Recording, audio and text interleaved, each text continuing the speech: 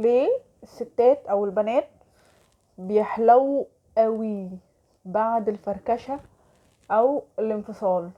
دي ظاهرة، طالما شفناها كتير وسط مشاهير او في ناس حوالينا او قريبين مننا، فاذا هي ظاهرة. طب دي دعوة للفركشة او الانفصال؟ تهدي بالله، تهدي بالله. في جوزك راجل محترم وبيتقي ربنا فيكي، هو بس مش عارف يصرحك ان هو ملوش في اللازانيا والوايت صوص، هو عايز ياكل رز وبسله عادي. خطيبك مش توكسيك، مش توكسيك، لا لا لا لا لا لا لا لا لا لا، راجل محترم كلنا نشهد له، هو بس الراجل مش عارف يسدد منين اقساط البورسلين عشان السيراميك موضة قديمة.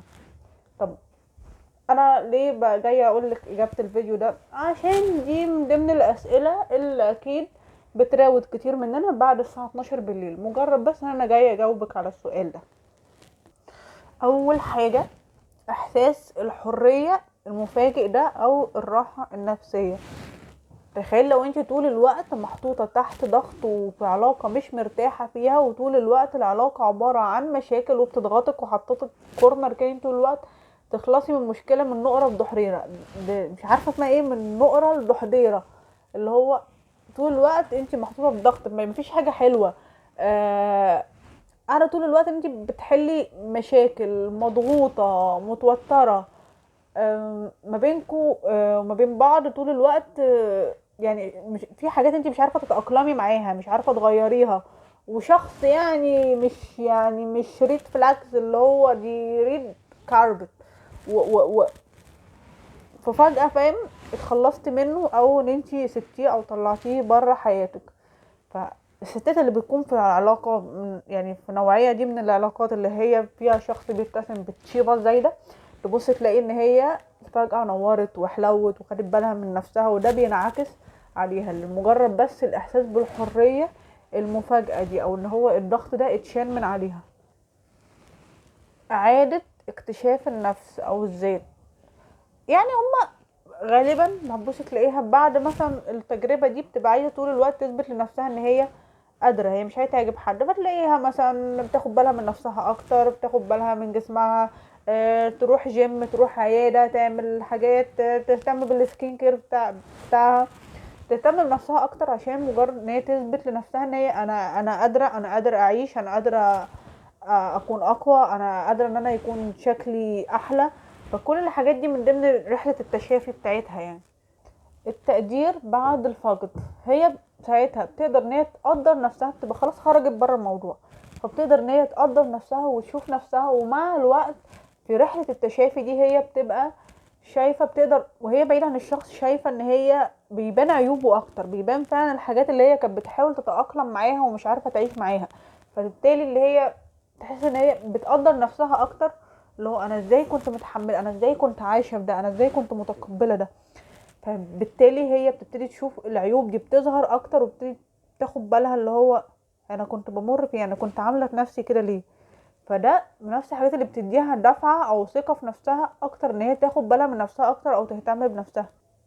الاستقلاليه او الاحساس بالاستقلاليه، اللي هو انا قادره اعيش لوحدي، انا قادره اكمل الطريق لوحدي، انا مستكفيه بنفسي، فده بيخليها طول الوقت تبقى حاسه ان هي عايزه تثبت نفسها اكتر، تشتغل على نفسها اكتر، تركز مع نفسها اكتر، فبالتالي ده بينعكس عليها وعلى شكلها وعلى مظهرها، فبالتالي ان احنا بنشوفهم بقوا شكلهم احلى فعلا. الهوايات الجديدة، تبتدي بقى تشوف الحاجات اللي هي كانت اهملتها قبل كده قبل العلاقة دي او ما كانتش مركزة معاها، تبتدي بقى تركز على هواياتها، على الحاجات اللي هي تكتشف شغفها من اول وجديد، تعمل حاجات جديدة، تجرب حاجات جديدة. وده عادة انت حتى لو مش في علاقة وعملتي ده وابتديتي تركزي مع نفسك وتركزي على ان انت تطوري من نفسك وتشوفي شغفك، هواياتك، ده اصلا هيديكي راحة كده واحساس بالسعادة، فبالتالي هيبان على وشك. طيب هو الحاجات دي صحية نفسية؟ يعني هو ده حاجة صحية، حاجة كويسة؟ المشاعر او الحاجات اللي بتمر بيها في الوقت ده، ده بيكون حاجة كويسة في حالات معينة او بشكل معين او بطرق معينة. لو انتي خدتي رحلة التشافي او التخطي بشكل صح، مش ان انتي بس عشان تثبتي لنفسك او تثبتي للمجتمع او تثبتي للناس حاجة معينة، لا انتي اديتي نفسك الوقت ان انتي تتخطي الموضوع او تتشافي من التجربة بشكل صح.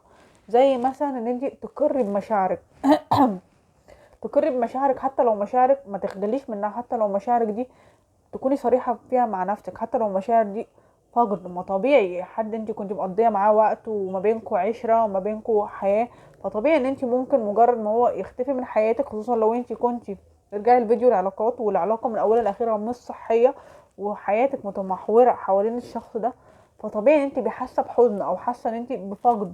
فالاقرار بالمشاعر دي حاجة مهمة، وتقريبا دي اول حاجة لازم تكوني صريحة مع نفسك، ودي من اول خطوات التشافي الصحيح.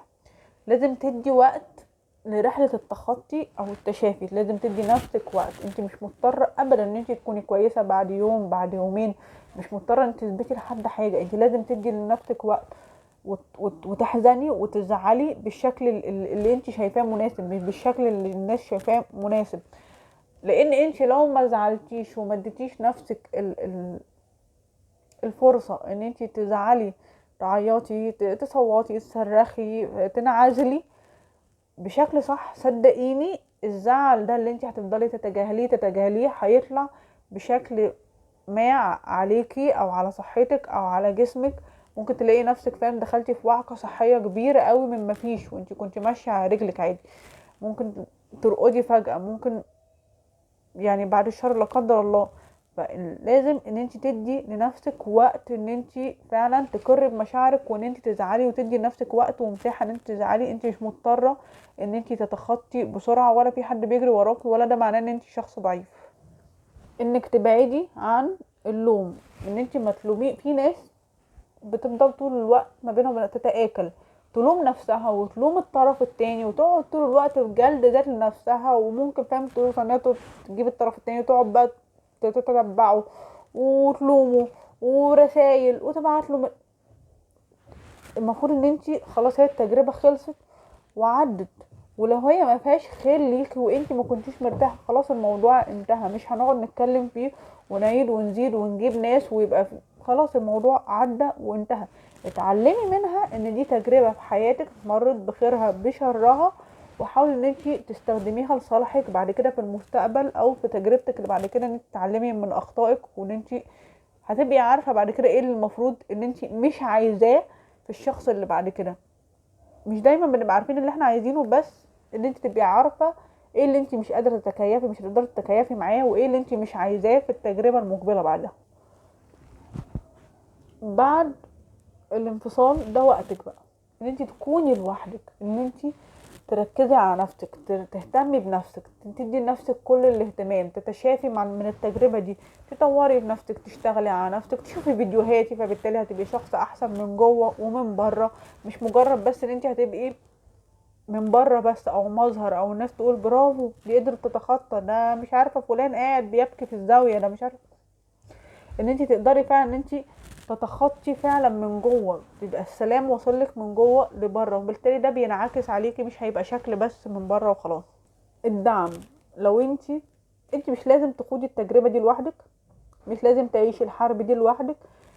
الدعم من اللي حواليك، سواء اخوات، صحاب، قرايب. لو ما فيش خالص، ممكن لو انت حاسه ان انت محتاجه وفعلا حاسه بالفقر ونفسيتك مش احسن حاجه، انت تلجئي لاخصائي نفسي. الدعم مهم جدا في الفتره دي عشان تعرفي تعدي رحله التخطي بسلام. بلاش او فكره الاستقلاليه، ان انت تدخلي في ناس للاسف اول ما بتنهي علاقه بتجري تدخل في علاقه تانية، عشان هي مش عارفه تتشافى، عشان هي مش عارفة تفهم نفسها او تقعد مع نفسها. هي فاكرة ان هي بتسكن الألم هي فاكرة ان ده بيسكن الألم او بيسكن الاحساس بالفقد، بس انت كده بتظلمي نفسك وبتظلمي الشخص اللي معاكي، وبالتالي انت مش هتبقي عارفة ان انت حتى تتشافي صح وتخلصي من التجربة وتعرفي على نفسك وتحبيها اكتر وتقدريها وتقعدي معاها وتفهمي كويس انت عايزة ايه، انت مش عايزة ايه. ومش هتبقي عارفة تقدري فعلا مشاعرك للشخص اللي بعد كده، هل انت فعلا بتحبيه ولا هو مجرد مسكن. طب ما انت كده ظلمتيه، لان انت هتفضلي طول الوقت في نار ومقارنة ما بين ده وده. طب ده كان احسن، ده كان بيعمل، ده بيسوي، لا انت مش عارفة ايه. هتدخلي معاه في حرب هو مش بتاعته، هو مش مسؤول عن ان هو يصلح حاجه هو ما كسرهاش، بغض النظر عن الترند بتاع بيصلح اللي ما كسرهوش ومش عارف، مش يشكر والله. بس لما انت تكوني فعلا تخطيتي فعلا ومريتي برحله تشافي صحيحه من الالف للياء، ما تستعجليش في ان انت تدخلي في علاقة تانية، وما تدخليش في علاقة تانية لمجرد ان انت تتخطي علاقة اولانية. ده شيء انت اول واحدة هتدفعي ثمنه، والشخص اللي معاكي فيما بعد يعني. في النهاية حاولي ان انت ما تتخطيش ظاهريا بس، يعني حاولي ان انت تشتغلي على نفسك وتقعدي مع نفسك، ومفيش حاجة اسمها اللي هو عايزة اتخطى بسرعة التخطي يكون ظاهري بس. لا، حاولي ان هو يكون ظاهري وداخلي. لو انت مش عارفة تعملي ده لوحدك، ممكن ان انت ساعتها تلجئي لدعم، لان صدقيني لو تخطيتي وهربتي من الالم ده هيطلع لك فيما بعد ممكن في نوبات اكتئاب، نوبات قلق، هتلاقي نفسك لبستي في جدار وانت مش عارفه هو ده جاي منين. طب انا عملت ايه؟ انا تخطيت، انا فاكره نفسي نسيت انا.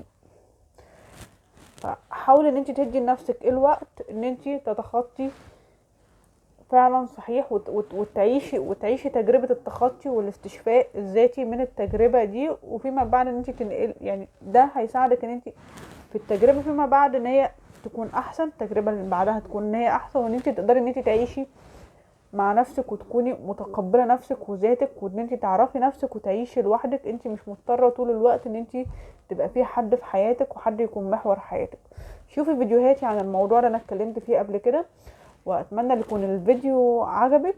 ولو الفيديو عجبك اتمنى ان تعملي لايك وسبسكرايب عشان اقدر اكمل ومحتواي يوصلك فيما بعد. شكرا، مع السلامة.